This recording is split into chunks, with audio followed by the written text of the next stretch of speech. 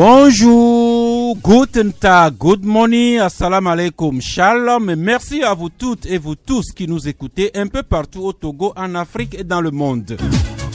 Et pour cela, nous remercions nos deux techniciens, Michel Vitogbe Kokou Tomenga à la console et Géraud Dakucha qui enregistre l'émission, le Club de la Presse, aussi bien en son qu'en image, que vous pourrez consulter à loisir à partir de 12h30 quand nous aurons terminé l'émission. Comme vous savez qu'à partir de 12h, vous pourrez entrer en ligne sur nos deux numéros, le 22 21 33 74 ou bien le 22 20 19 68 pour réagir par vos questions, vos critiques, vos suggestions, vos commentaires, vos propositions sur les sujets que nous aurons débattus. Et les sujets, il y en a toute une gamme, de la culture et des arts, en terminant par le processus électoral de la présidentielle 2020. On va revisiter la privatisation de quelques unités économiques publiques qui sont passées ou bien qui sont en passe de passer dans le privé et beaucoup d'autres choses. Et pour cela, le plateau est bien garni avec quelqu'un qui nous a manqué ces 3 dernières semaines et qui revient depuis l'Allemagne en passant par le Cameroun. Si je vous dis qu'il vient de la ville tricentenaire, la ville aux 3 royautés, 2 fois capitale du Togo, vous devinez qu'il s'agit de Jeff le Prince, à se demander où se trouve son royaume. Jeff, bonjour. Bonjour Sass, bonjour à toutes les auditrices et auditeurs de Canal FM. Le royaume se trouve à Lola, dans le quartier Badji. Et il y a toujours le portail devant. Bien sûr. Et Guindois. À Bolenou. Ok, c'est vous qui l'avez dit.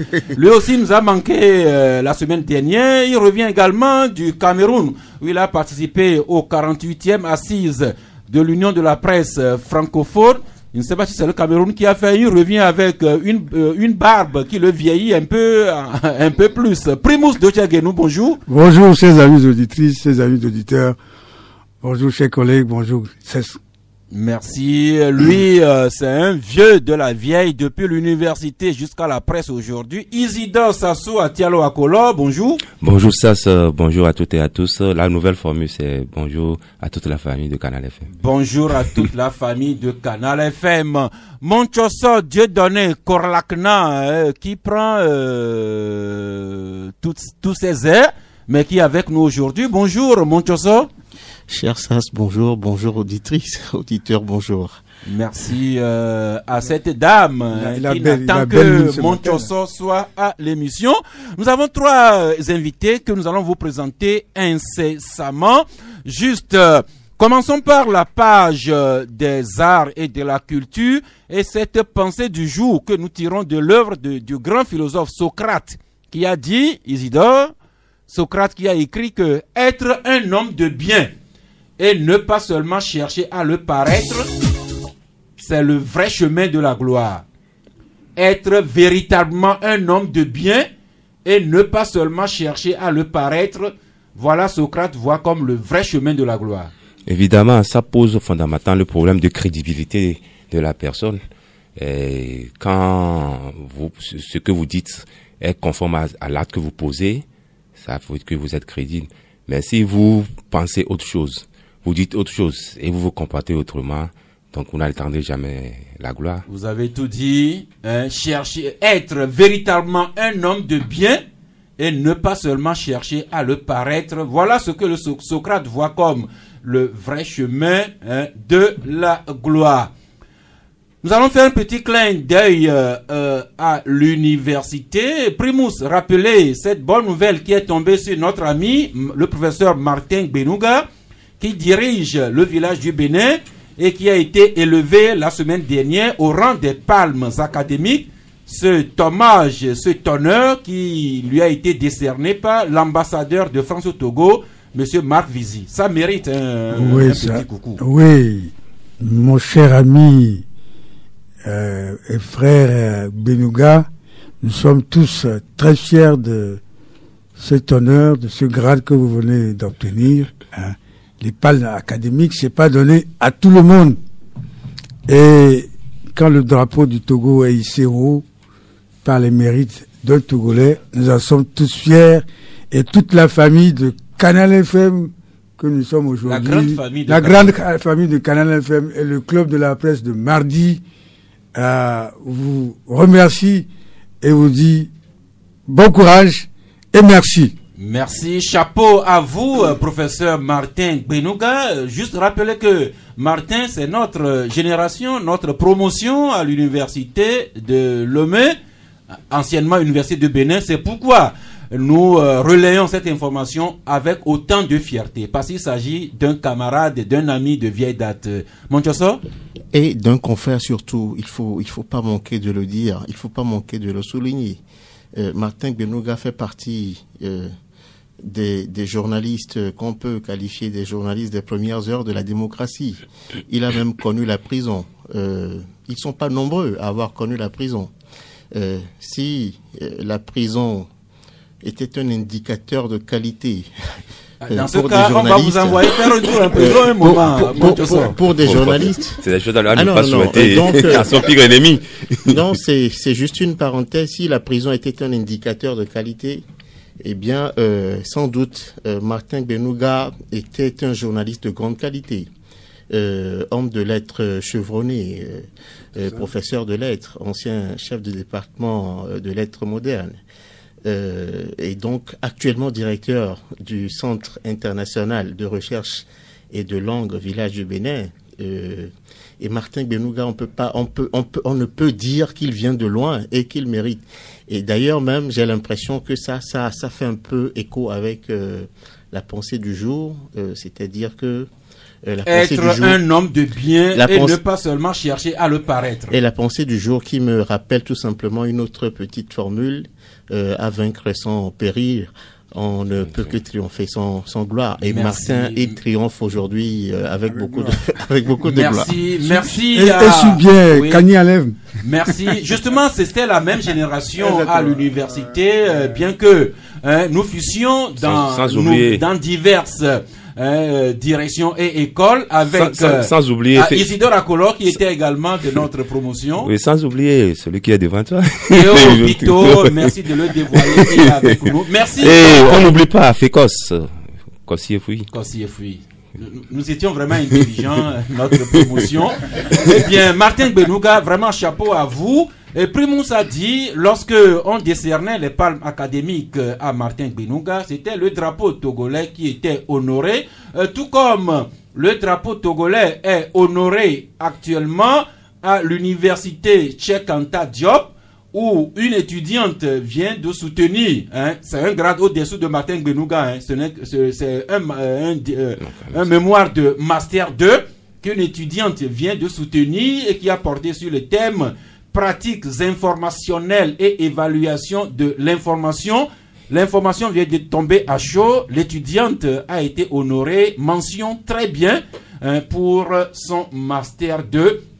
Encore une fois, le Togolais est intelligent. L'essentiel, c'est que nous allions à la tâche. Ça m'étonne que tu dis ça, tu ressens ça. Ce sont nos aïeux, nos grands-pères qui avaient enseigné toute la région ouest africaine, même africaine. Donc le Togolais est très connu, intelligent, y compris les Béninois, ou bien les Dahoméens, j'allais dire. Nous étions qualifiés de quartier latin de l'Afrique. Évidemment. Merci de le rappeler, ça fait plaisir. Nous enchaînons avec quelques brèves informations avec ce qui va se passer à l'Institut français du Togo. Ce sera le 30 novembre dernier, tout simplement un méga concert de chant classique qui sera à sa 9e édition. Si vous allez à l'Institut français du Togo, vous allez voir sur scène Clémentine Ayefouni, autre talent du Togo, qui va faire ses prouesses en concert de chant classique. Et puis quand nous serons dans la nuit du 31 décembre 2019 au 1er janvier 2020, il y a un événement qui sera à sa 15e édition cette année. C'est un événement que tous les Loméens connaissent. Il s'agit de concept Caliente. Et pour en parler aujourd'hui, en avant-goût, Théo Bito, bonjour. Bonjour, Sas. Eh bien, Théo Bito de notre promotion à l'université 84-85 en allant, mais vous êtes surtout le promoteur de Caliente qui est à sa, ou bien qui sera à sa 15e édition cette année 2019. Alors, en introduction, voulez-vous nous rappeler qu'est-ce qui vous a mu à initier ce concept Caliente, Théo? D'abord, c'est juste, permettez-moi ce remerciement, l'opportunité de m'avoir ici. Alors, un tour rapide sur l'historique. Je vais être très bref. C'est une idée d'université. J'étais à la faculté à l'école de droit de Austin, Texas, dans le Texas, où cette idée m'est venue. C'était en fait en 2005 une réponse à la situation dans le pays où il y avait plus de tristesse. Le pays était un peu... Le pays, c'est-à-dire le Togo. Le Togo était un peu désert. L'idée était de voir qu'est-ce qu'il fallait en tant que citoyen faire pour que les gens commencent à venir au Togo, les gens commencent à voir le Togo autrement. Les gens recommencent. Oui, recommencent à voir le Togo autrement. Et l'idée m'était venue de faire une émulation, faire un événement de sorte que cet événement attire les touristes. Vous pouvez résumer Caliente en un seul mot, c'est un appel aux touristes pour qu'ils viennent dans le pays. Donc, c'était notre réponse. Alors, je voudrais alors vous dire que j'ai parlé d'émulation parce que cet événement s'organise ailleurs, par exemple à New York City, à Times Square. Ce qui se passe là-bas, c'est que en fin d'année, durant 2 semaines, il y a des millions de gens qui convergent à New York City, venant du monde entier. Et ces gens qui viennent, ils prennent l'avion, ils viennent, ils mangent, ils boivent, ils dorment dans les hôtels. Ils dépensent beaucoup de sous. En repartant, ils achètent beaucoup de choses et ils repartent. C'est des milliards en dollars qui entrent dans la ville au même moment. Et on s'est dit, mais pourquoi ne pas faire du Togo le sourire de l'Afrique? De sorte qu'en fin d'année, en réveillant, les gens viennent. C'est un partenariat win-win dans lequel nos moments au marché, les hôtels... Partenaire gagnant-gagnant. Well, moi, je suis bilingue et multilingue, comme vous voulez, donc permettez-moi de mélanger. Donc, dans ce partenariat win-win, ça permet aux gens tout le monde gagne. L'État prend les taxes sur tout ce que les gens amènent comme argent dans le pays. Faites les calculs. Trouvez juste 10 000 personnes qui viennent à Lomé en fin d'année et qui viennent juste avec $1,000 ou bien 500 000 francs à dépenser à Lomé. Ils partent les poches vides, l'argent là reste dans le pays. Nos mamans au marché en ont pour leur compte, les hôtels seront pleins, nos vendeurs, tout le monde. L'État, comme je l'ai dit, est gagnant dans cette procédure. Donc l'idée, c'est que tout le monde se coalise pour qu'on arrive à créer un événement qui attire le monde au Togo. Je ne réclame rien dans ce projet, je n'en ai même pas besoin. Je veux que ça soit un projet qui appartienne au pays. C'est tout ce que je veux. Le projet est déjà devenu propriétaire de tout le Togo, d'autant plus que vous le matérialisez à la place de la Colombe de la Paix. Je présume que ce sera également au même endroit cette année. Et nous apprenons que le lancement de la 15e édition va se faire incessamment. Oui, nous le faisons aujourd'hui.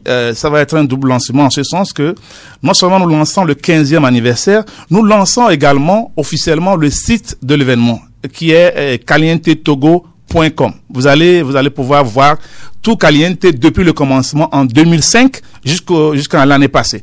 Donc c'est un site qui vous donne toutes les informations sur Caliente et nous allons évoluer à donner les informations sur le pays de sorte que ça soit une image, ça soit comment on dit une plateforme pour avoir une idée du pays. Nous disons à notre niveau que Caliente c'est pour bâtir la cité. Quand nous disons cité, nous pensons à la culture qui est C, nous pensons I pour l'image du pays, T qui est pour le tourisme. Évidemment, quand vous mettez tout ça là ensemble, on va à l'économie. Donc, tourisme rime avec économie. Et je vous dis que ce que le tourisme apporte comme argent dans les pays comme la Tanzanie, dans d'autres pays, ça suffit largement pour overcome tout ce qui est comme ce que l'entrepreneur, par exemple, une grande entreprise amène dans le pays, il investit, après tout, il ramène l'argent à l'extérieur. Mais le tourisme, quand c'est développé, l'argent reste dans le pays. Merci. Alors, un petit avant-goût de ce que nous aurons cette année, dans la nuit du 31 décembre au 1er janvier.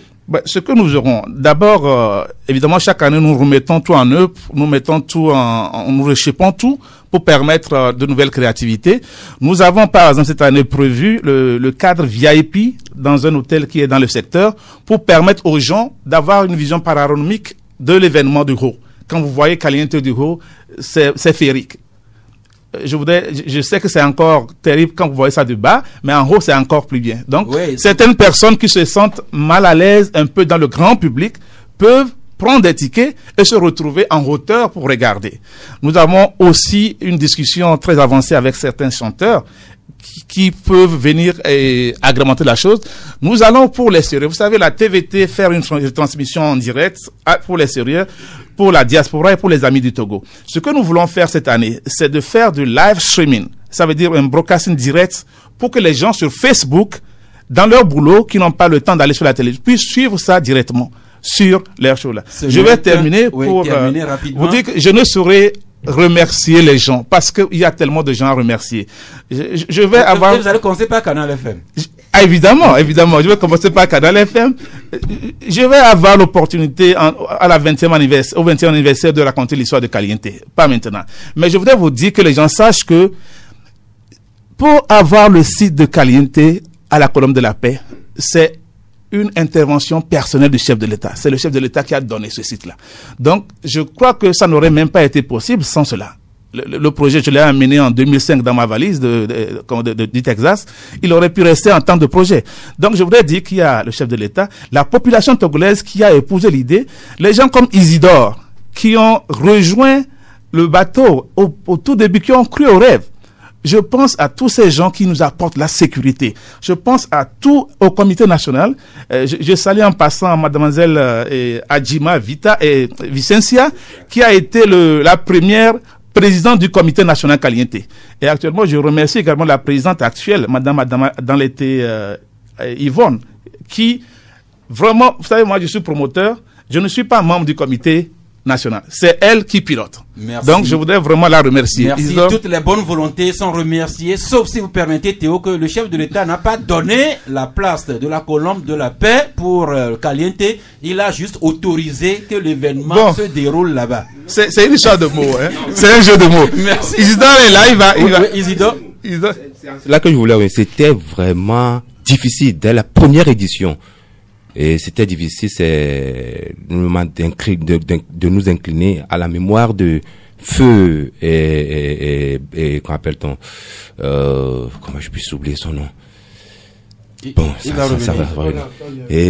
Et Salah, Eric. Eric Salah. On était pratiquement trois à piloter la toute première édition et la deuxième édition. Avant que, nous quittions la baraque. Mais tout n'était pas venu seulement avec ce seul projet. Coco Beach. Oh, donc on s'en tient à oui, je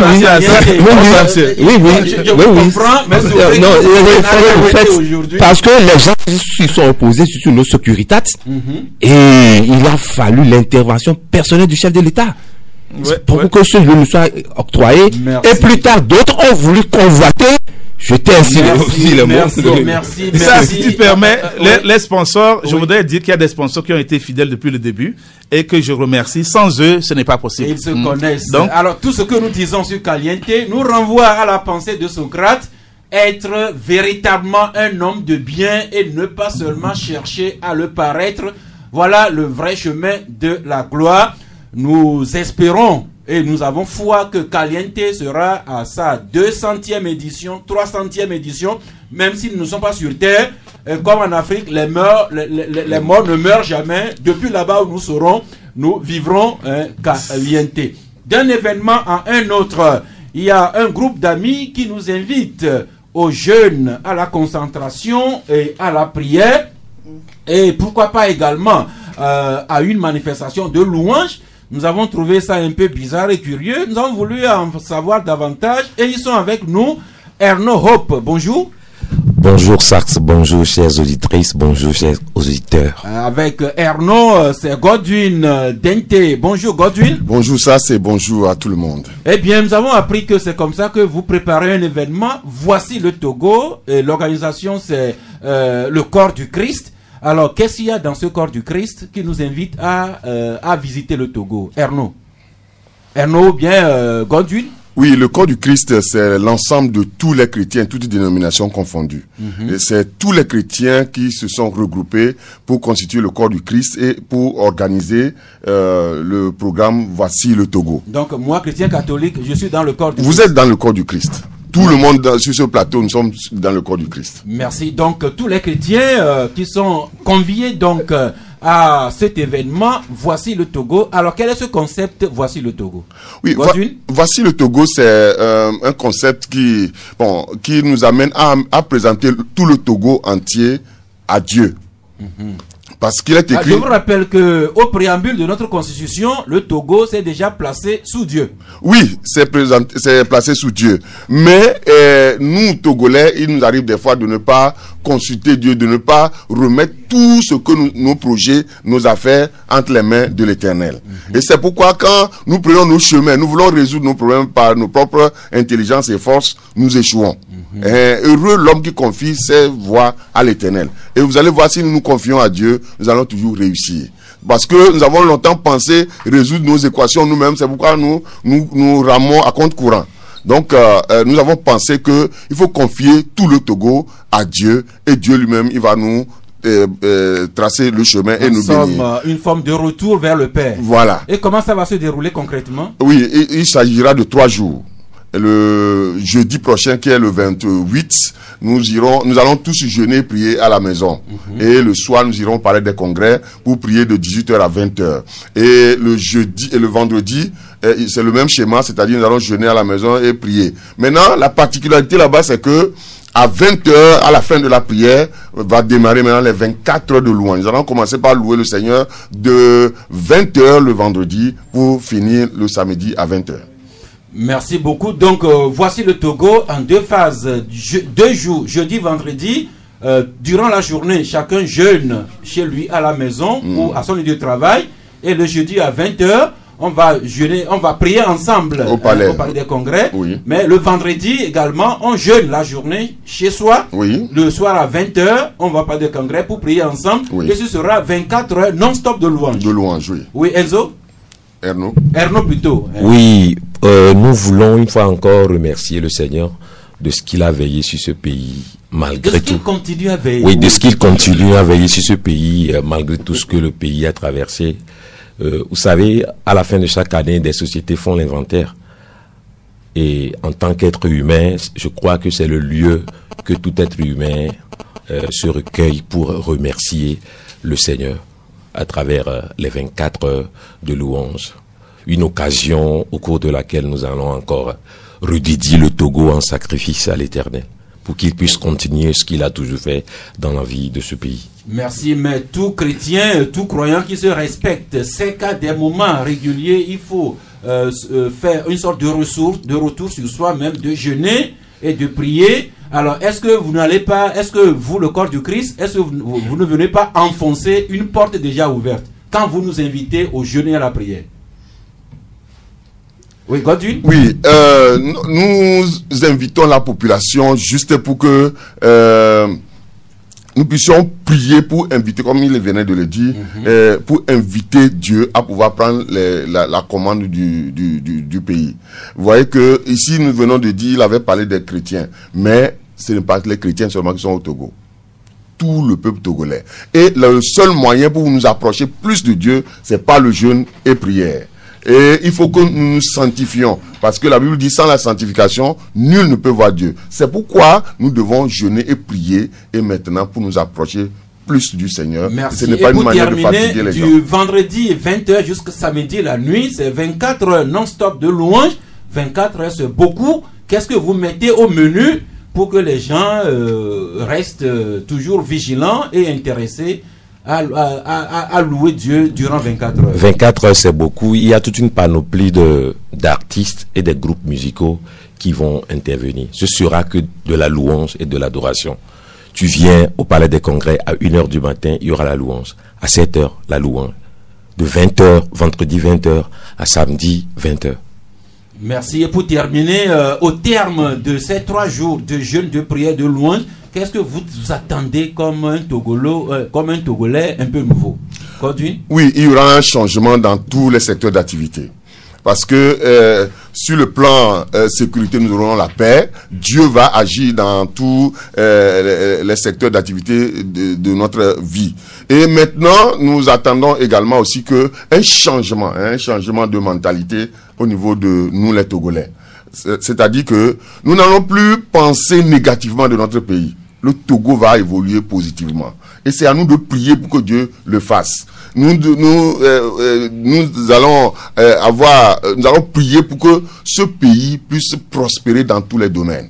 Et c'est ça, à la fin de ces temps de prière et de jeûne couplés de louanges, Dieu va agir positivement dans tous les niveaux, y compris dans la vie des Togolais que dans la vie des étrangers vivant sur ce territoire. Merci à vous, Erno Hop et Godwin Dente, de nous porter l'information de ces 3 jours d'intense activité spirituelle et de louanges, avec l'espoir que Dieu va écouter et exaucer nos prières. Isidore? Non, c'est à saluer. Je crois que c'est la première édition. Oui, c'est la première édition. Personnellement, le concept corps du Christ me crée petit problème. Oui. Parce que ça fait allusion à l'Eucharistie. Parce que moi, catholique que je suis, souvent, quand on parle de corps du Christ, c'est la communion, ce qu'on appelle communément la communion. Et je ne sais pas si vous y avez bien réfléchi avant de prendre ce thème corps du Christ. Ok, merci. Je pense que peut-être la compréhension diffère, mais ici, ce que nous autres nous appelons par corps du Christ, l'ensemble de ceux qui croient en Christ. Vous voyez, je fais partie du corps du Christ, vous aussi, nous tous. C'est pourquoi nous avons dit que toute dénomination confondue, ce n'est pas la communion. La communion ici, nous appelons ça la Sainte Seine. La Sainte Seine. Et ça, ce n'est pas c'est vrai que quand on parle de la communion, on dit nous mangeons le corps du Christ et nous buvons son sang. Ça, c'est différent, c'est un autre cas. Ici, nous constituons l'ensemble, vous et moi, nous constituons le corps du Christ. C'est ce comme Isidore a commencé par saluer la grande famille de Canal FM. Voilà. Le corps du Christ, la grande famille des chrétiens, pour ne pas dire des croyants. Voilà. Merci. Le sujet intérêt, mais souffrez qu'on n'ouvre pas la porte sur les dogmes. Oui, je sais. Si on s'aventure vers là, même dans 3 ans, nous sommes toujours ici. Quelles sont les premières paroles de l'hymne national togolais? Oh, je crois que tout le monde. Merci beaucoup. Salut à toi, pays de nos aïeux.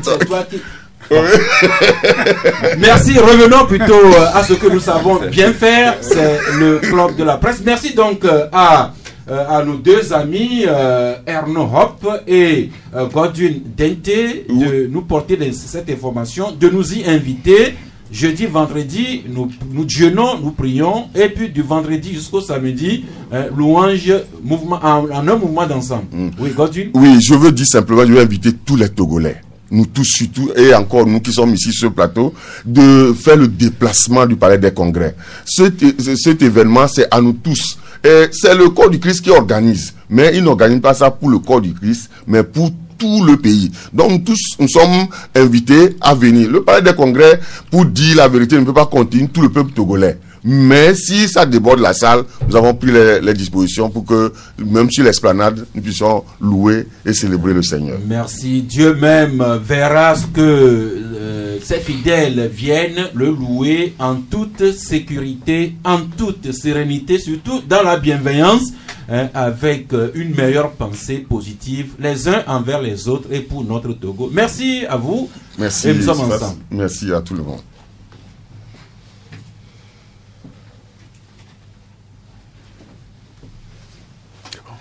Eh bien, nous enchaînons donc avec la page économique, à savoir des journaux qui reviennent aujourd'hui sur des sociétés publiques qui ont été privatisées ou qui vont l'être incessamment.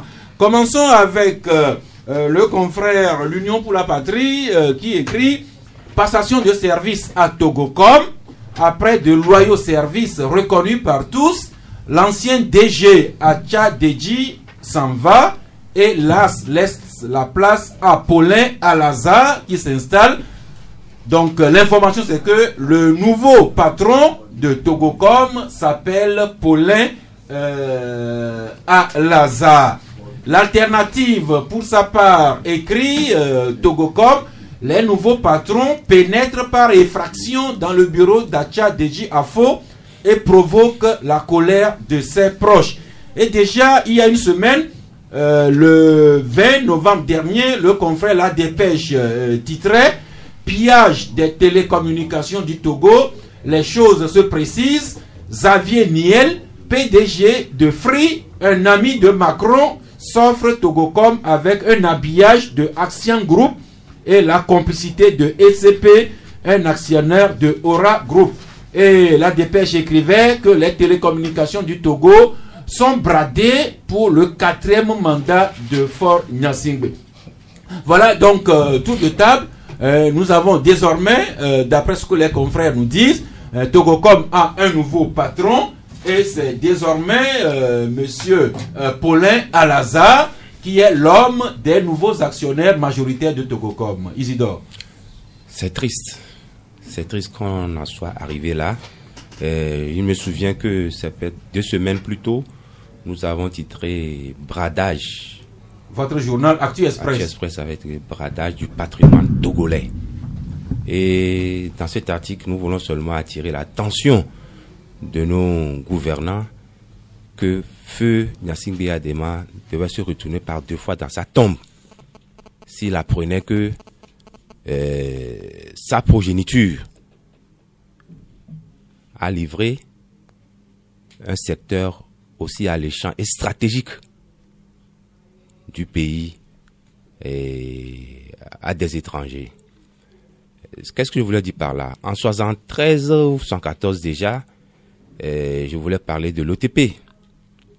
Ce n'est pas OTP, c'était la CTMB. La CTMB. Quand Eyadema avait voulu prendre 51% de la part, et ça lui a causé que ça lui a causé. Et finalement, il a pris les 100%. Après, suite à l'accident de Sarakawa, quand il était revenu de février. Et c'était ça la vision d'un chef d'État. On peut privatiser, on peut laisser une part aux étrangers, mais ne pas laisser les étrangers prendre la majorité de ce secteur. Du secteur des télécoms. C'est ça qui m'intrigue moi, de voir qu'aujourd'hui, si nous voulons faire un appel, on doit passer par Madagascar avant de revenir dans notre pays. Et on laisse ce poste stratégique dans les mains des étrangers. Et il me souvient, M. Dovi, peut-être, s'il est là, peut en témoigner. Quand il avait fait un tiers, c'est quoi, tiers, son truc de téléphonie mobile, ATN, dont les vestiges sont toujours là, au niveau de la zone portuaire. On lui avait dit, c'était le ministre Andjo Tchandja qui avait dit que c'est un truc très stratégique et Yadema avait refusé de venir à l'inauguration et c'est tombé à l'eau. Pourquoi ne pas ouvrir cette part-là aux Togolais et que nous ayons la majorité pour avoir le contrôle de la télécommunication au Togo? C'est ahurissant. Merci. Je ne prêche pour aucune chapelle. Je n'ai rien, j'ai même eu du temps de Bikassam jusqu'à Dédé aujourd'hui. Je n'ai aucun contrat avec Atchadéji. Atchadéji, ah ouais, à fois Dédé, je ne maîtrise même pas tellement son nom. C'est ça. Non, voilà, c'est ça. Mais pour nous Togolais, nous disons que votre fibre nationaliste c'est un bradage, qui souffre c'est un bradage, c'est un bradage. Des étrangers viennent prendre la majorité du secteur des télécommunications. Encore que le journal La Dépêche écrit que derrière les Malgaches, c'est en fait un ami du président français Emmanuel Macron, du nom de Xavier Niel, qui est le vrai détenteur. On va poursuivre, si vous poursuivez, vous verrez que même c'est une société écran. Merci. Et que les grands actionnaires même sont des Togolais. Mais ça risque de ne pas s'arrêter pour la privatisation parce que dans sa parution d'hier, le confrère Courrier de la République écrivait déjà vers la concession de l'aéroport international Gnassingbé Yadema de Lomé, le projet Heavy pour consacrer la forfaiture. Et c'est pas encore fini parce qu'il y a deux sociétés que nous essayons de privatiser, notamment la BTCI et l'UTB. Et dans sa parution de ce jour, l'alternative écrit UTB, la Casa del Papel, version togolaise, qui sont les créanciers et pourquoi ne sont-ils pas inquiétés? Et l'alternative trouve que la date limite de dépôt des offres de l'UTB a été repoussée du 22 novembre jusqu'au 6 décembre dernier. Et pourquoi ça traîne? L'alternative 6 décembre prochain.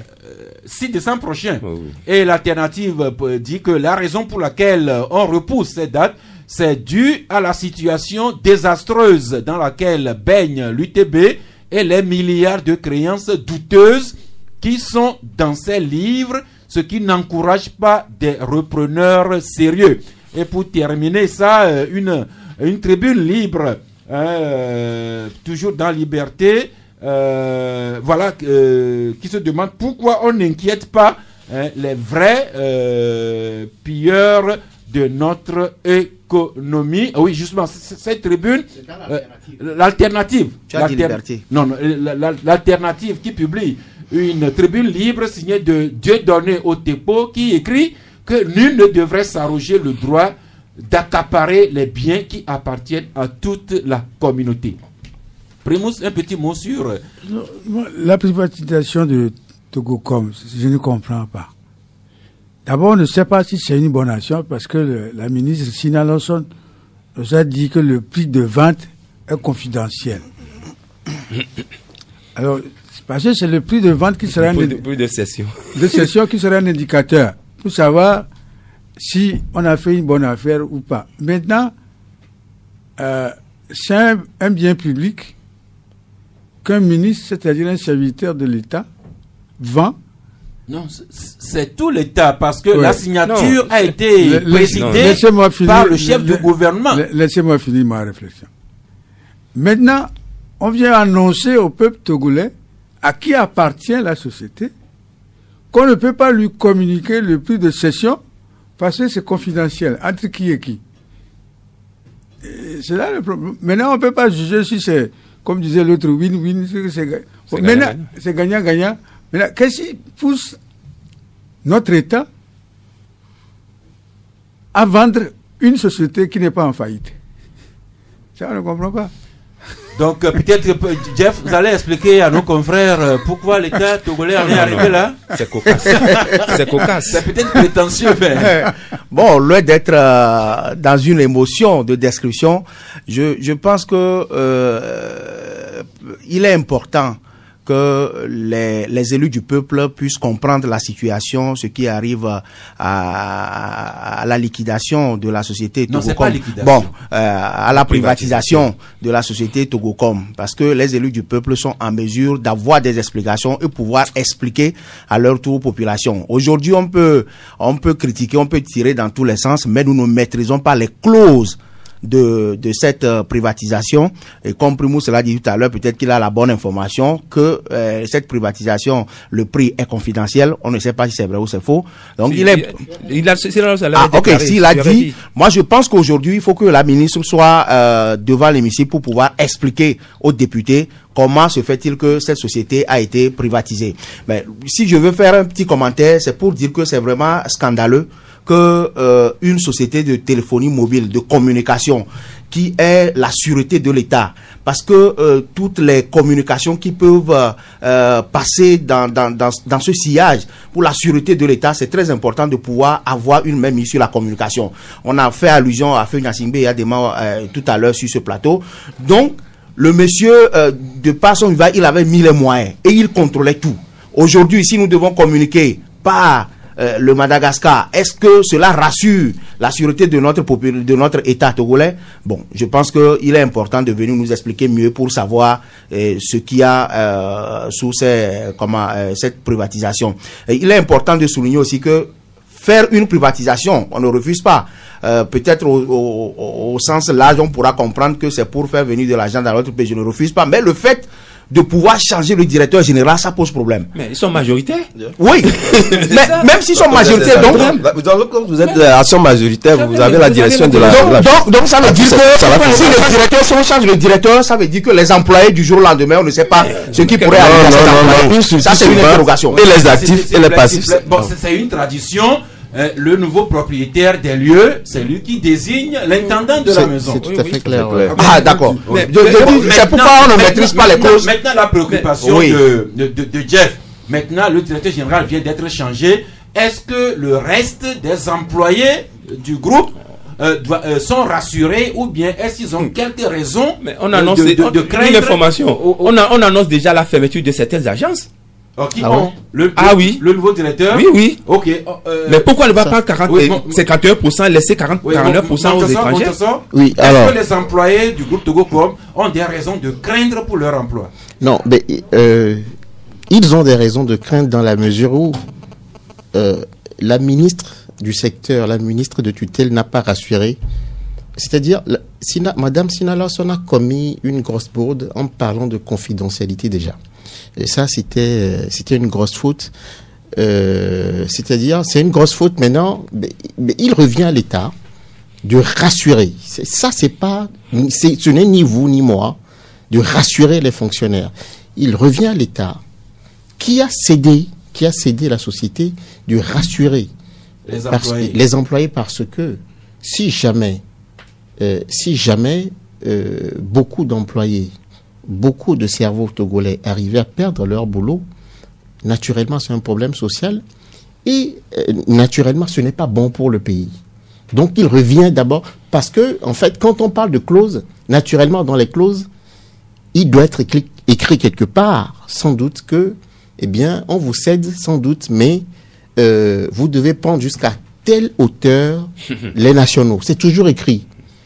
Rappelez-vous, le même problème s'est posé même à Mouve, parce que quand Mouve était sérieusement... l'actionnaire majoritaire à Mouve était... c'était l'État ivoirien. Il y avait beaucoup de cadres ivoiriens à Mouve. Le problème s'est posé entre-temps et à un moment... quand les choses étaient en train de se restructurer avec les Marocains, rappelez-vous, on a dû, entre guillemets, remercier certains cadres ivoiriens pour reprendre des cadres togolais, etc. Sans doute, dans les clauses, quelque part, c'est écrit, mais il revient à l'État de rassurer donc les fonctionnaires togolais qui travaillent chez Togocom. Bon, maintenant, je voudrais placer un petit mot par rapport à... C'est vrai que ça pose une grande question. La question de la souveraineté, numérique, entre guillemets, parce que le numérique aujourd'hui est un domaine de souveraineté par excellence. Mais mes chers confrères, s'il vous plaît, aucun État africain, même majoritaire ou même minoritaire ou à 100% propriétaire, par exemple, d'une société de téléphonie, ne peut prétendre maîtriser complètement aujourd'hui ces communications. Ça, mais rappelez-vous tous ces scandales d'écoute, etc., etc. Même les grandes puissances entre elles, se guettent, etc., etc. Mais donc, excusez-moi, il faut... Le débat n'est pas du tout à ce niveau. C'est-à-dire, on ne peut pas être un pays africain aujourd'hui. Même on ne peut pas une grande puissance aujourd'hui et prétendre contrôler à 100% parce que tous les grands États, la guerre aujourd'hui, la grande guerre aujourd'hui se passe justement sur le plan numérique et tous les pays, que ce soit les États-Unis, la France, etc. Ils se guettent, on lance toujours des hackers pour etc. Non, c'est pour dire, quand on me dit que non, notre souveraineté numérique aujourd'hui, notre communication. Je dis, ça, ce n'est pas encore le problème, parce que même entre grandes puissances, on se contrôle. Il y a d'autres aussi qui attendent l'autre parole. Votre compréhension de cette session des télécoms à des étrangers. Et naturellement, moi, j'aimerais placer un mot par rapport au cas des personnels qui a été évoqué tout à l'heure. C'est vrai qu'une structure se vend où la session se fait toujours avec les actifs et les passifs, mais étant donné que nous sommes dans un environnement où la gestion est axée sur les résultats, et lorsque je lis, moi, j'ai lu un peu sur les réseaux sociaux, les axes prioritaires du nouveau directeur général. Et par rapport à cela, s'il estimait à un moment donné que il était important de recongédier un peu l'effectif qui est là pour avoir la performance, parce que il y a des clauses qui disent clairement que voilà, vous êtes tenu à tel résultat. Par rapport à cela, est-ce que vous avez accès à ces clauses-là? Parce que c'est là. Non, non. Pour le moment, non, puisque tout est occulté, parce que le cheminement qui a conduit même à la session rien n'a été dévoilé. Et ce qui est même étonnant, vous savez, 3 jours avant même que on ne dévoile aux yeux des Togolais la session de Togo, comme Madame Sina Lawson était passée à l'Assemblée nationale, elle avait même vanté les mérites de ces structures-là, où elle expliquait même que le Togo avait même les meilleurs coups. Elle a vanté les mérites, et juste après, 3 jours après, c'est la session. Donc, on n'a rien compris. Donc, voilà pourquoi moi j'estimais que tout à l'heure, il ne nous appartient pas à nous d'interpeller les députés. Si eux-mêmes estimaient que la dame était venue les flouer et qu'ils ne trouvent pas opportun de l'interpeller, donc ça fait leur problème, puisque d'abord, ils étaient normalement impliqués dans les outils, donc ça, c'est leur problème. Et par rapport à cela, moi, je pense que quand même le personnel de Togo, comme aujourd'hui, des soucis de pouvoir donc craindre pour leur fonction. Donc, il appartient au ministre de la fonction publique, parce que nous sommes dans une situation d'État, et si réellement le nouveau patron estimait qu'il doit advenir à recongédier le personnel pour avoir des résultats, donc il appartient au ministre de la fonction publique d'estimer que voilà la plus-value va être déversée. L'État a l'obligation de rendre compte. Je rappelle que c'est le Premier ministre en personne qui a présidé la signature des documents qui cédaient 51% de Togocom aux étrangers. Et les députés aussi interpellés. Mais Adam Andronou, tout Togolais a le droit d'interpeller l'État pour que toute la clarification se fasse. Parce que comme l'écrit notre compatriote Dieudonné Oteko dans sa tribune, nul ne devrait s'arroger le droit d'accaparer les biens qui appartiennent à toute la communauté. Togocom, c'est à vous, c'est à moi, tout comme c'est également au président de la République. Oui, mais je pense que l'Assemblée nationale est mieux indiquée, parce que nous, on va dans tous les sens, mais eux, ils sont plus formalisés. Ça y est, c'est plus formalisé pour faire l'interpellation. Aussi, vous savez, Adam, dans des pays, ce sont des ONG tout à fait. Qui ont amené le gouvernement à changer. On se rappelle même le cas de l'OTR aujourd'hui pour changer Gaperi. Il avait fallu que la société civile, la presse puisse intervenir. Même la France, quand on voulait privatiser, comment appelle-t-on, l'aéroport Charles de Gaulle, les aéroports de Paris. Mais les gens refusaient. Merci beaucoup. Donc, il nous reste juste une dizaine de minutes. Nous allons retenir essentiellement le processus électoral de la présidentielle 2020, mais d'ici là, un petit tour de table sur cet événement sur lequel le ministre de la Sécurité a convoqué la presse le samedi. Agression armée des individus qui s'en sont pris à nos forces de défense et de sécurité pour blesser certains. Nous avons appris hier qu'un gendarme a succombé à ses blessures. Et puis 4 Kalachnikov qui continuent à se balader dans la nature, dans les mains de ces agresseurs. C'est vrai que le général Yark nous rassure, mais est-ce que vous êtes vraiment rassuré sur cette affaire? Primus. Moi, je ne suis pas du tout rassuré. Moi, j'aurais aimé que le général Yark nous dise que des individus armés de machettes, de coupe-coupe, de je ne sais quoi, ont essayé d'attaquer nos forces de sécurité, qui les ont maîtrisées. Neutralisées. Neutralisées. Maintenant, c'est le contraire qui se passe. Ah, il y a problème. Hein? Eux, ils ont reçu la formation, excusez-moi le mot, de tuer. C'est pour ça qu'ils sont armés.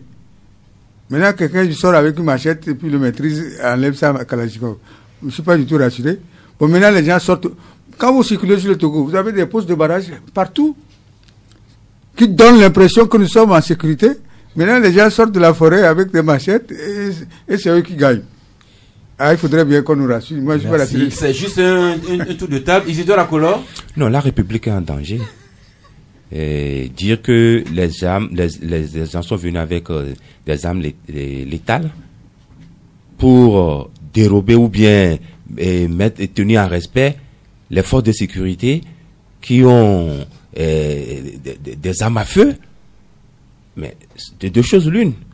Soit on nous trompe que notre sécurité est garantie et que ces agents-là n'arrivent pas à neutraliser ces assaillants.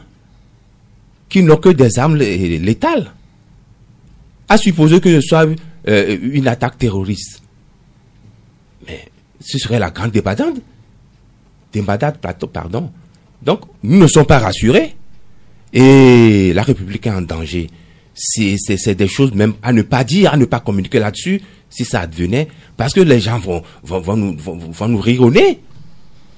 Que l'armée, ou bien les forces de sécurité togolaises n'arrivent pas à neutraliser des gens qui sont venus avec des machettes et des coupes, des gourdins. Mais c'est aberrant, c'est aberrant. La situation est alarmante, ça. Situation alarmante et difficile en ce sens que je ne suis pas un corps habillé, je sors avec les mains vides. Par contre, un corps habillé qui a été formé, qui est armé à son poste de travail, qui est attaqué par des assaillants non identifiés jusqu'à ce jour, ça veut dire que la situation est difficile. Et je crains pour les corps habillés parce que chaque fois c'est eux qui ramassent les pots cassés. Et c'est nos frères qui sont dans l'armée, c'est nos sœurs qui sont dans l'armée, qui assurent ou bien qui ont prêté serment à assurer la sécurité de la population et des biens. Mais aujourd'hui, c'est eux qui sont victimes de la situation. Et s'ils sont formés pour assurer notre sécurité et ils sont victimes de ces situations, je pense qu'il faut s'interroger sur la question. Parce que nous sommes à l'ère de la technologie aujourd'hui où on nous parle de 2 heures du matin et jusqu'à ce jour, aucune image ne circule pour dire voilà, sur les 20 personnes, on a pu immobiliser une personne sur les 20. Alors, si les corps habillés sont exposés à ces situations, je me pose la question, moi qui suis un simple citoyen, qu'est-ce que je peux faire? Ça veut dire que déjà à 16 heures, je dois être chez moi. Et si je suis chez moi-même, je dois être vigilant. Non, il s'agit nullement de créer la psychose. Non, c'est pas la psychose. C'est pas la psychose. Vous m'avez posé une question, je réponds.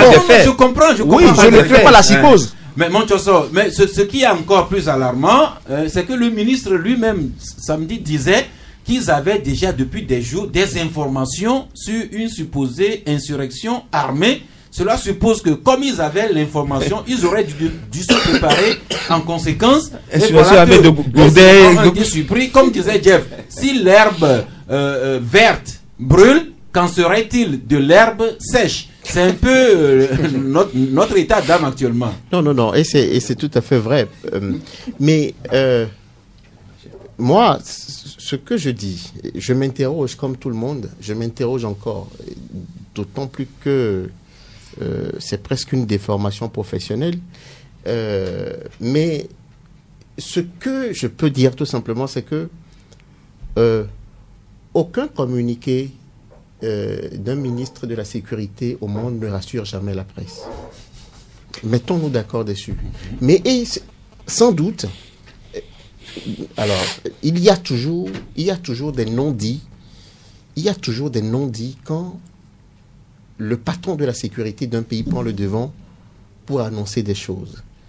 C'est normal qu'on se pose des questions. Je me pose des questions encore, mais cela ne m'amène pas pour le moment, comme certains, dire que non, le ministre... Non, Isidore, arrête.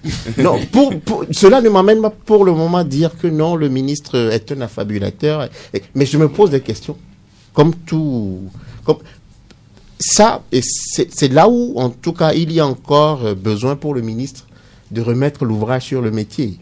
Et je dis, et je répète, nulle part au monde, aucun ministre de la Sécurité n'a donné un communiqué qui rassure tout de suite. Et sans doute, entre les lignes, il faut lire des choses, il faut se poser des questions. On va finir le tour avec vous, Adam Adjoumou. Monchoso a lâché le mot. Depuis samedi, ce qu'on entend sur les réseaux, hier même quand nous avons posé le sujet ici, ce que les auditeurs nous ont dit, c'est tout comme si le ministre avait fait une mise en scène. C'est assez grave. Mais justement, jusqu'à ce que on comprend que les gens mettent en doute, on comprend que les médias ne soient pas rassurés par une communication du ministre de la Sécurité. Mais que des citoyens arrivent jusqu'à penser que le gouvernement a fait une mise en scène, n'est-ce pas vraiment grave? Non, mais ce sont des analyses. Il n'y a pas que les journalistes, parce que je pense que le communiqué est dit et les gens font des analyses. Et lorsque vous n'êtes pas cohérent dans ce que vous dites, c'est tout à fait normal que cela suscite des critiques. Et c'est ce qui est advenu. Mais moi, je me dis sur les faits, aussi bien sur la forme que sur le fond, je pense que c'est un fait totalement nouveau au Togolais. C'est vrai que le pays Bon, dans un contexte un peu générique, toute la sous-région est en alerte maximale compte tenu de ce que nous savons tous. Mais le Togo, c'est un fait nouveau, même au plus profond même des crises que nous avions connues. On n'en est pas arrivé jusque-là, jusqu'à arracher. Hein, c'est vrai qu'à Sokore, il y avait eu des gens qui ont arraché des armes, mais c'était pas ça. Aujourd'hui, on craint sérieusement, comme le disait tout à l'heure le confrère. Et je pense que cela devait interpeller tous les Togolais d'ailleurs même, hein, pour arriver donc à mettre, ou du moins à signaler des cas pour que on retrouve d'abord les armes pour rassurer d'abord les Togolais et par rapport à cela pour que demain cela n'advienne plus. Mais le ministre aussi devait situer les Togolais parce que sa sortie ne rassure pas jusqu'au jour d'aujourd'hui.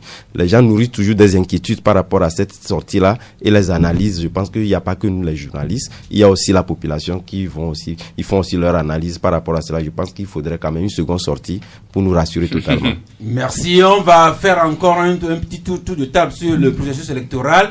Les éléments, c'est le dernier message de la conférence des évêques du Togo, dont Togo Matin écrit que tout le monde a sa part de responsabilité selon la conférence des évêques. L'autre information, c'est également cette lettre que le ministre de la Sécurité vient d'adresser aux Togolais de l'extérieur. Togo Matin en parle, vous aussi, Vision d'Afrique. Un petit mot sur cette lettre que Robert Doucet a envoyée aux Togolais de l'extérieur. Adam? Oui, dans sa lettre, le ministre a exhorté les Togolais sur les mécanismes mis en place par l'État togolais les concernant. Il les a aussi félicités.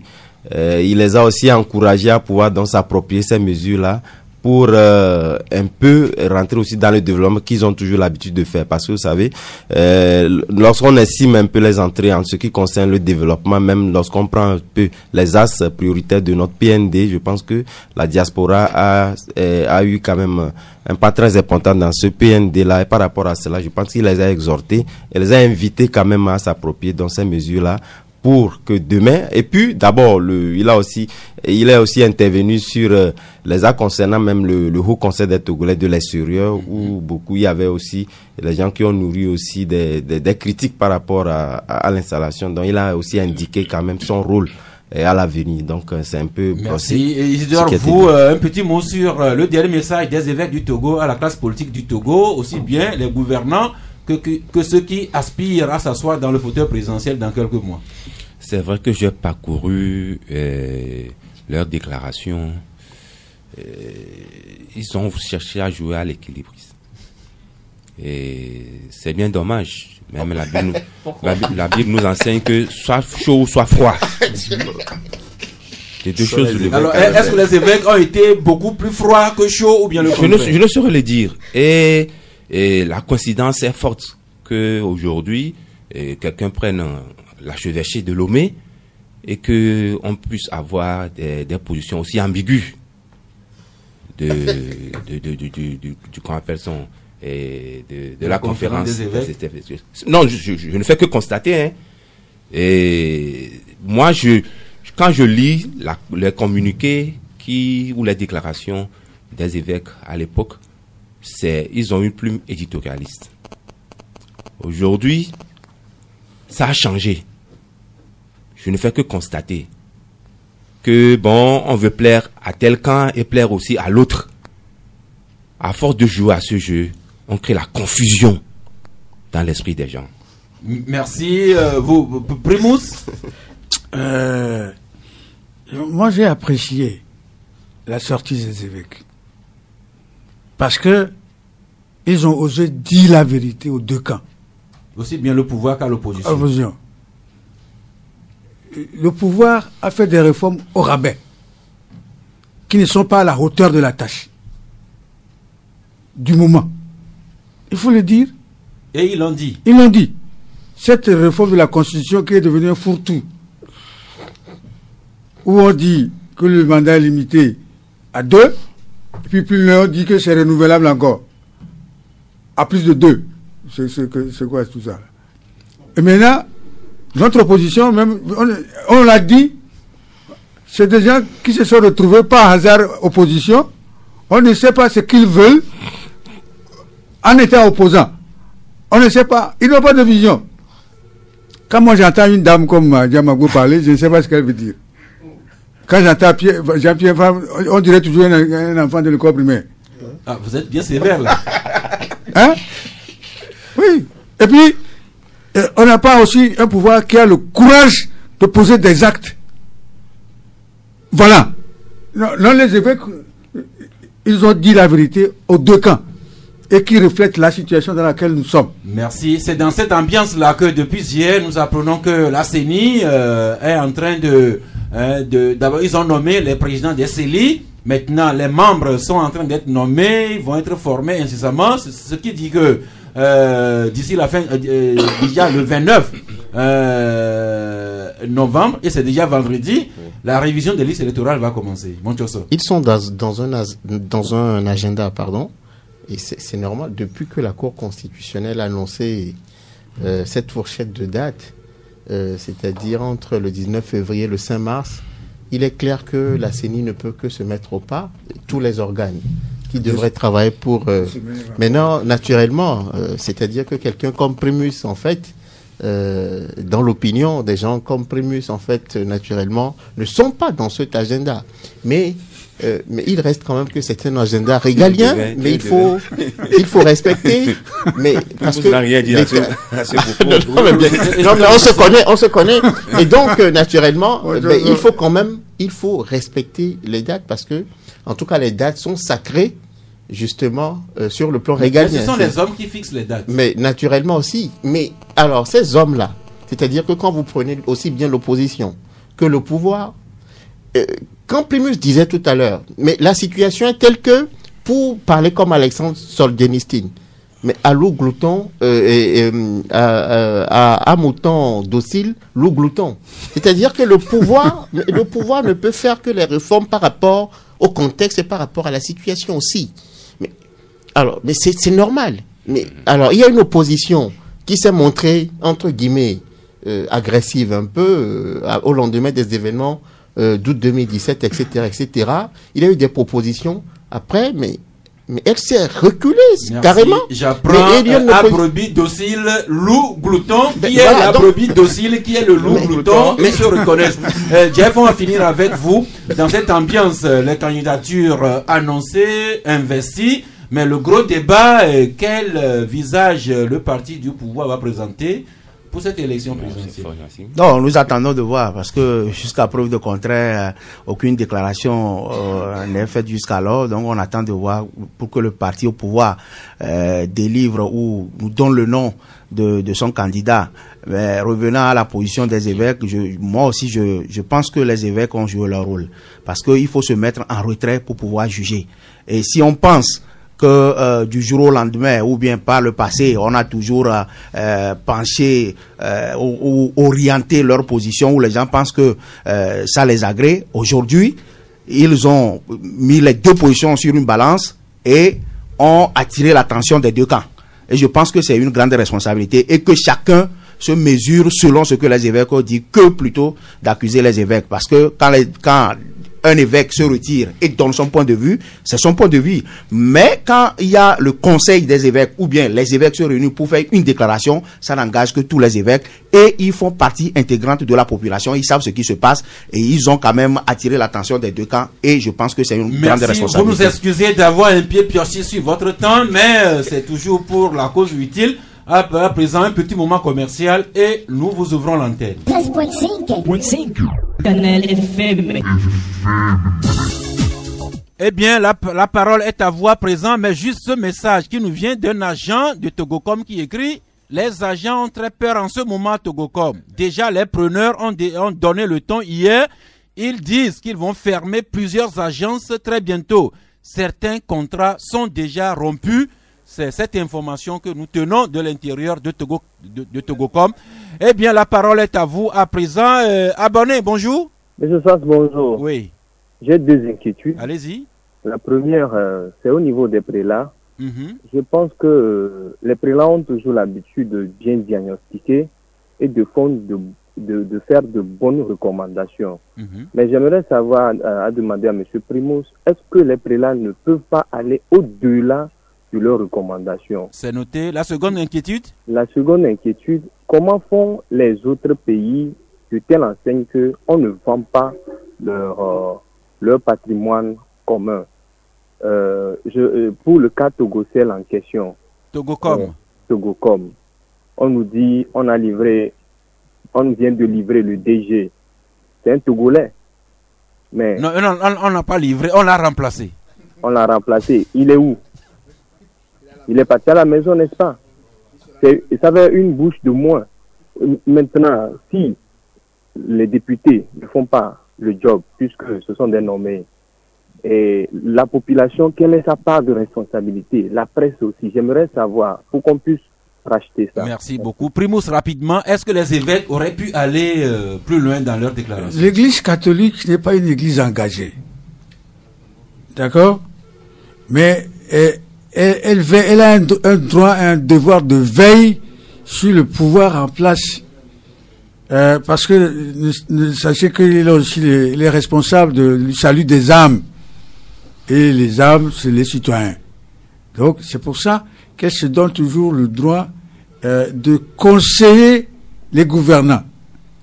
L'église, c'est pas l'église anglicane comme Desmond Tutu, qui est une église où le numéro 1 peut prendre une position engagée et la défendre. L'église catholique n'est pas dans cette logique. Merci. Alors, l'autre question, comment font les autres pays pour préserver leur patrimoine et ne pas les privatiser outre mesure? Ok, pas de réponse ici. Nous repartons à l'auditeur, Monsieur Maglo. Alors, bonjour, ça c'est... Oui. Bonjour, Plateau. Oui. Je reviens à la charge en ce qui concerne le communiqué pondu par les évêques. Et vous avez pratiquement tout dit, en l'occurrence, M. Akolor a touché du doigt la vérité. Leur position, ce communiqué est ambigu, c'est l'équilibrisme, ça tout le monde sait. Mais là où ça me donne, je ne sais pas s'il mesure la gravité de ce communiqué. Parce que en ce moment, si ça tranche avec la position de Monseigneur Kodjo. Et je vous dis aujourd'hui, s'il faut faire un sondage, Monseigneur Kodjo est plus proche du peuple que ce qu'ils ont fait. Pourtant, ils se disent être les défenseurs du peuple. Alors, moi, je vois qu'ils doivent revoir leur position. Quoi qu'on nous dise, je sais qu'ils ont une position qui est finalement proche. J'ai posé la question la dernière fois à comment on appelle le père, celui qui a créé une association là. Le père Afognon peut-être? Le père Afognon. Oui. Il me disait que si l'opposition fait mal, il faut le condamner, il faut dire aussi. Mais moi je ne vois pas ce que l'opposition a fait jusqu'alors, parce que pour moi, la position de l'opposition a été toujours guidée par ce que le pouvoir fait. Merci M. Manglo. Merci de nous dire que vous ne trouvez aucun mal dans ce que fait l'opposition, mais souffrez juste que je vous lise un extrait des évêques qui dit « Nous exhortons à nouveau le gouvernement à opérer dans l'intérêt supérieur de la nation les réformes indispensables à l'assainissement du cadre électoral avant les présidentielles de 2020. » Ils ont demandé nommément la recomposition de la CENI et de la Cour constitutionnelle pour les mettre au-dessus de tout soupçon de dépendance, établir un fichier d'électeurs fiable et crédible, et que l'opposition de son côté également se départisse des luttes mesquines et intéressées et travaille avec professionnalisme et civisme. C'était juste un extrait. L'auditeur en ligne, Marcel, bonjour. Bonjour. Oui. C'est pour l'émission. Vous y êtes. Oui, je disais, pauvre corps habillé au Togo. Vraiment, moi je vois que nos pauvres militaires et gendarmes, les corps habillés souffrent vraiment dans ce pays. Si vous vous rappelez d'une histoire, je crois que l'affaire là même n'est pas encore finie. Quelle affaire? L'affaire est pendante. Quand les policiers avaient abattu un présumé voleur qui a fait beaucoup couler d'encre de salive. Le fameux cimetière. Voilà. Qu'on disait qu'ils ont trop la gâchette facile. Les gens qui avaient une arme artisanale, mais on l'a battu facilement. Bon, ceci, on ne sait même pas comment ça s'est passé. On arrête les armes, on dit, comment les gens, les armes à main, jusqu'à les gens des machettes, on vient les frapper. Bon, vraiment, bon. C'est leur métier. Merci. Je rappelle juste qu'au temps de l'affaire Cimetière, la CNDH s'en était saisie. La même CNDH qui a réagi hier par un communiqué et demande que les forces de sécurité, dans toute la légalité, arrivent à éclairer toute cette affaire-là. Pelé en ligne, bonjour. Oui, bonjour. Oui. Oui, d'abord, c'est pour les privatisations, là. Et je pense que le régime est dans son rôle, hein. Parce que ce qui se passe maintenant, le régime sait que l'opposition ne veut plus boycotter aucune élection et que l'opposition, dans quelques instants, va prendre le pouvoir. Donc, ils sont en train de brader tout ça là. Et ils sont tous les preneurs. Hein. Ils sont eux qui sont tous les preneurs. Donc, bon, ce que moi je voudrais dire aussi, ça c'est dire qu'on va privatiser aussi l'aéroport international. C'est un journal Courrier de la République qui l'a écrit hier. Ah ouais, bon, si c'est là sévère que ça va se privatiser et que le non-Yafini aussi sera privatisé, c'est ça que je voudrais aussi poser. Bon, deuxième question concernant ce qui s'est passé à Sokolé et à Agoué la fois passée. Oui. C'est très triste et que c'est condamné. On doit condamner ça parce que ce qui se passe aussi, c'est dangereux. À 3 mois des élections, si les assaillants ou bien, je sais pas, certains Togolais vont prendre les machettes pour arracher les armes dans la main de nos forces de l'ordre, est-ce que il faut les reformer, il faut prendre une autre formation pour nos agents de l'ordre, ou bien il faut leur donner leur statut pour qu'ils soient à l'aise dans leur travail. Merci. Nous renvoyons cette question au ministre de la Sécurité et au chef d'état-major de l'armée togolaise. Abdel, bonjour. Bonjour, monsieur Sarr, c'est le plateau. Oui. Je voudrais remercier l'auditeur qui nous a rappelé l'affaire de Cimetière et dire à mon tonton que s'il ne sait pas faire, il va se poser les questions toute sa vie, parce que quand on cherche à défendre l'indéfendable, c'est pas bien. Est-ce qu'il y a une cohérence dans la version qui nous a été servie par le ministre? Il n'y en a pas. C'est ce qui amène le peuple à dire non, que ça c'est un coup monté par eux-mêmes. Vous comprenez? Et le peuple dans tout son ensemble. Donc, on ne défend pas l'indéfendable. Et puis, on ne joue pas avec l'intelligence d'un peuple, messieurs les journalistes. Alors, concernant maintenant les privatisations, c'est bien, quelqu'un vient de dire qu'ils sont en train de tout brader parce qu'ils savent qu'ils sont proches à leur fin. C'est ce que moi aussi je pense également. Et je pense qu'ils sont eux-mêmes derrière pour acheter toutes ces entreprises-là. Mais c'est pas bien. Et quand on aime son peuple, et nous les Africains, on est derniers sur la planète, on devrait faire en sorte d'arriver quand même à un peu rivaliser les autres continents.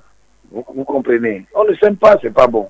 Merci. Merci. Juste pour ce que vous dites là, il y a cet article de l'Alternative qui devrait vous intéresser. Ce journal écrit présidentiel 2020, le doute s'installe au Parti uni. Et l'article dit une longévité au pouvoir pour un bilan calamiteux. Les législatives et municipales qui ont accentué la guerre des clans au sein du uni, ou encore le manque de réservoir électoral et la peur de recensement. Et plus loin, le bradage des ressources aux étrangers qui fragilise le régime lui-même. Et enfin, la balle est dans le camp des opposants électoralistes. Peut-être que cela pourra éclairer lanterne d'un. Adam Adronou, juste une réaction rapide. Oui, vous avez évoqué la question évoquée par rapport à un auditeur. Vous l'avez aussi évoqué.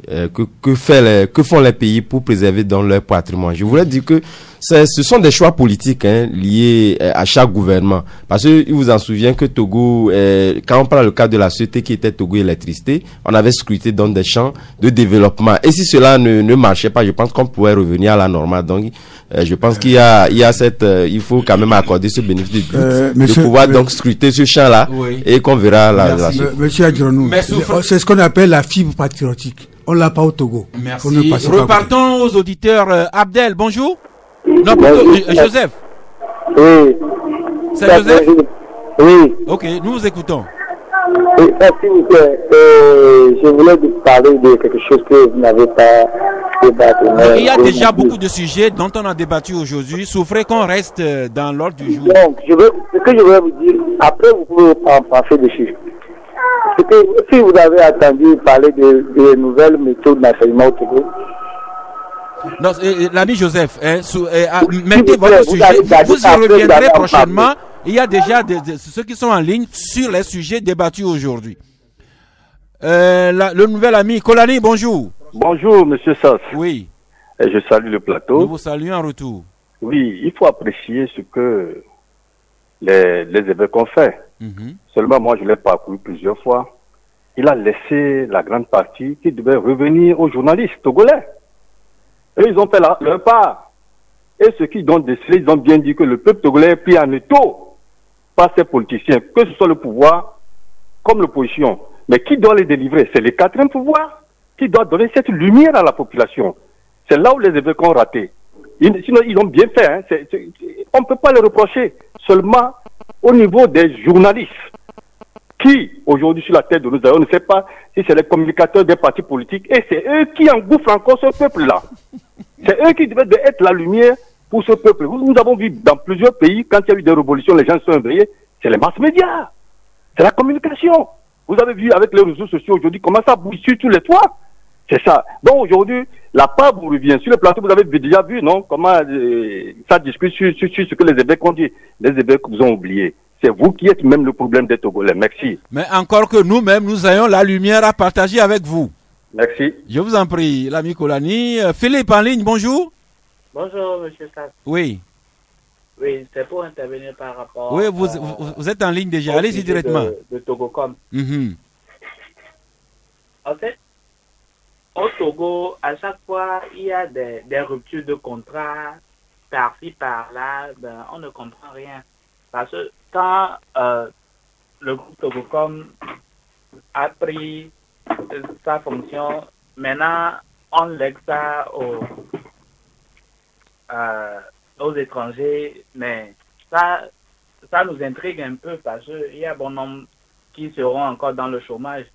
Mais on nous fait croire que dans la sous-région, c'est le Togo qui a moins de taux de chômage. Là, vous nous renvoyez à cette interview que le chef de l'État a accordée à un média étranger que Togo Matin nous reprend quand le chef de l'État dit « Nous avons le taux de chômage le plus bas de l'Afrique de l'Ouest ». Montoso? C'est une tribune, Une tribune, tout à fait. Ouais, mais c'est le chef de l'État qui le dit. C'est le chef de l'État qui l'a dit. À partir des chiffres, oui. Naturellement. mais naturellement, le journaliste a droit de regard sur ce que dit le chef de l'État. Alors, mais nous n'avons fait que répondre, justement. Nous n'avons fait que répondre, justement, et nous mettons entre guillemets les propos du chef de l'État. Attention. Oui. Mais, vous savez, sur la question, il faut clairement définir les choses. Quand on part chômeur, quand on part travailleur. Ah, voilà, et il y a des écoles. Merci. Naturellement, à partir du moment où on n'est pas d'accord, on n'est pas d'accord dessus. Nous y reviendrons. Voilà. Est-ce que le ZEM, est-ce que celui qui fait ZEM aujourd'hui peut être auditeur aujourd'hui? Bonjour l'ami.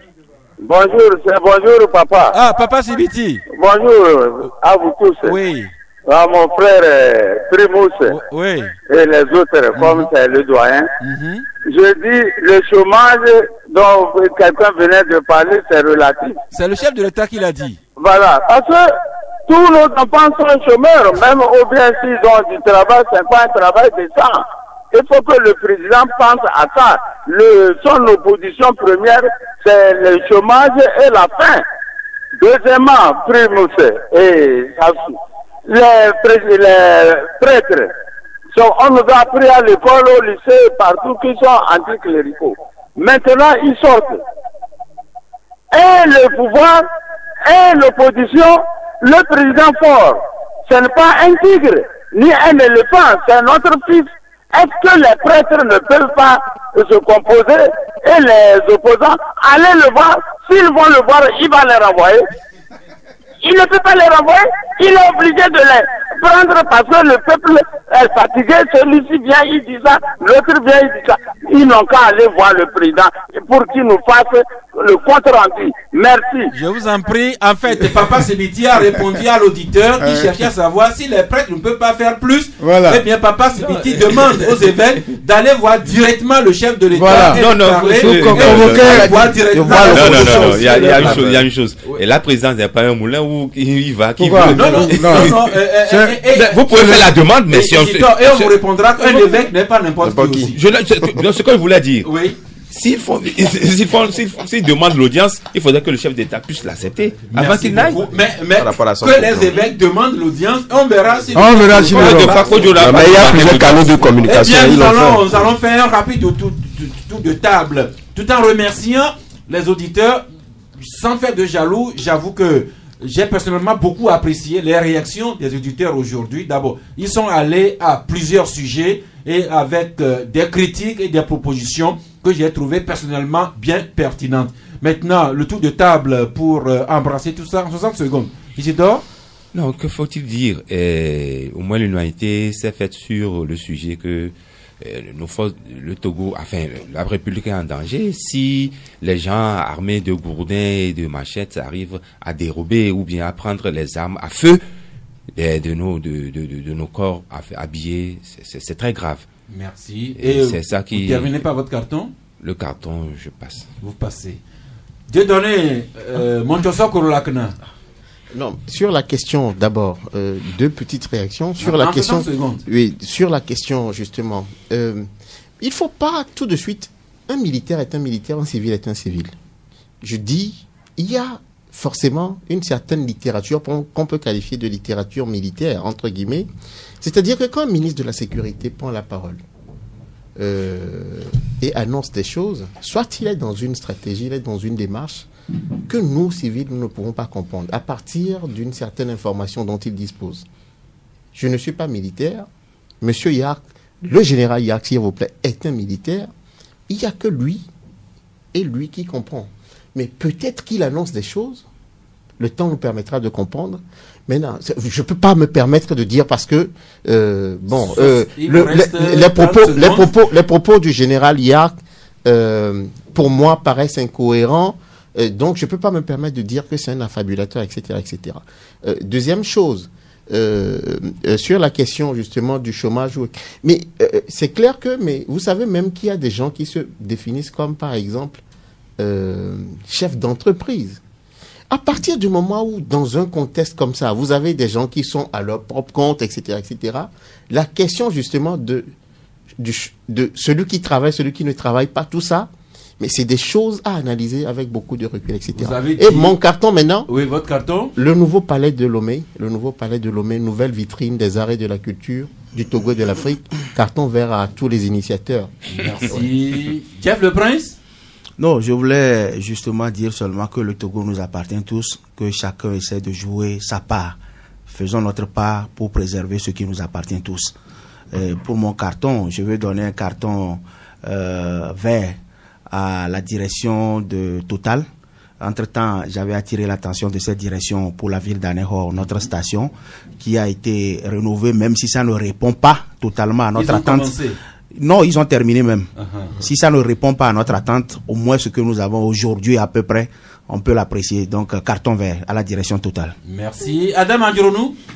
Oui, moi j'aimerais rebondir sur deux axes. Et le premier axe concerne les choix politiques. C'est vrai que nous allons pas des critiques concernant donc le bradage, comme certains l'ont appelé, de Togocom, mais il faut dire que ce sont des choix politiques, des choix du gouvernement.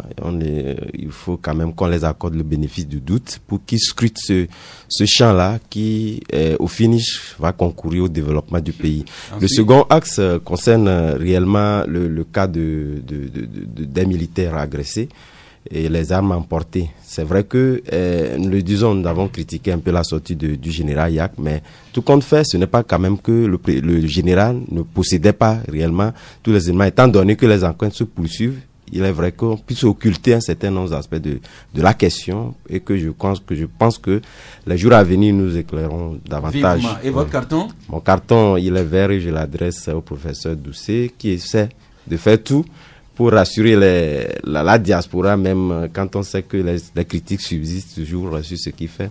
Mais quand même, je lui ai Robert Dussé a l'expérience des critiques de par ses étudiants. Il saura gérer les humeurs de sa diaspora. Primus Doce. Oui, je vais prier les forces de sécurité de remettre le permis de conduire au chauffeur à Blam-Assignon. Ce matin, en venant, on nous a arrêtés parce que le passager de devant n'a pas mis sa ceinture. C'est pour ça qu'on lui a retiré le permis de conduire. Maintenant, l'agent écrit ici non-respect au feu tricolore. Bon, l'argent a arrêté votre taxi parce que le passager de devant n'avait pas mis sa ceinture de sécurité. Et maintenant, sur la contravention, il écrit non-respect au feu tricolore. On nous a pas arrêté on l'a pas arrêté pour cette raison. C'était à Kosombo aujourd'hui, ce matin. Je prie en venant à l'émission, à 10h05. Merci. Je prie les agents de sécurité de remettre gentiment le permis de conduire. On était seulement 2 passagers de puis à Dogon jusqu'à Lomé. Il n'avait même pas d'argent ce matin.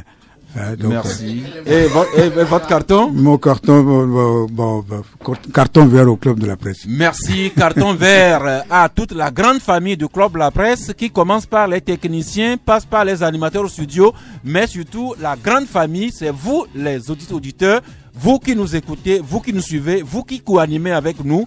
Vraiment, vos questions, vos critiques et vos suggestions nous aident à nous améliorer chaque jour davantage. Terminons par ce cours de philosophie de Socrate. Être un homme de bien et ne pas seulement chercher à le paraître, c'est le vrai chemin de la gloire.